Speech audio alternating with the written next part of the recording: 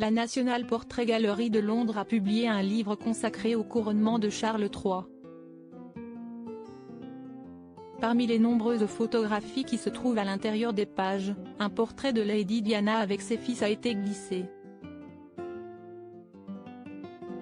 Le 31 août 1997, Lady Diana est décédée dans un tragique accident de la route à Paris, sous le tunnel du pont de l'Alma. Dans la voiture se trouvait son dernier compagnon, le milliardaire Dodi Al-Fayed. Ce voyage à Paris n'était pas prévu. De retour de vacances en Sardaigne, les amoureux avaient décidé de faire un crochet par la capitale avant de rentrer à Londres.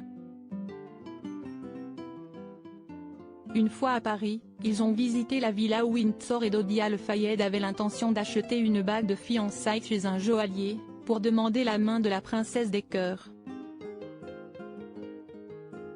Un dernier souhait qu'il n'aura jamais pu réaliser. Divorcé de Diana Spencer depuis le 12 juillet 1996, Charles III a eu la douloureuse omission de se rendre à Paris pour constater le décès de son ex-femme.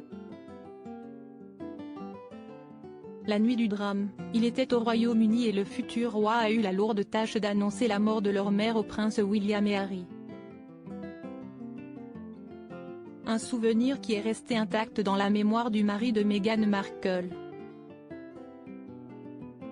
Dans ses mémoires, le duc de Sussex reproche à son père de ne l'avoir embrassé ni même réconforté à la mort de Lady Diana. Une photo symbolique de Lady Diana et cette année 2023, le souvenir de Lady Diana est d'autant plus présent au Royaume-Uni puisque le 6 mai prochain Charles III va être couronné roi à l'abbaye de Westminster. Camilla Parker Bowles, son épouse depuis 2002, va être couronnée reine consort. À quelques semaines du jour J, la National Portrait Gallery de Londres a publié un livre exclusif qui regroupe 70 portraits en lien avec Sa Majesté. Au milieu des pages, une photo de Lady Diana avec ses fils a été glissée, comme le révèle Tatley. Une photographie symbolique, en noir et blanc, où la princesse regarde avec amour le prince Harry qui rit aux éclats, tout comme le prince William. Impossible de savoir si Charles III a aidé à la sélection des images.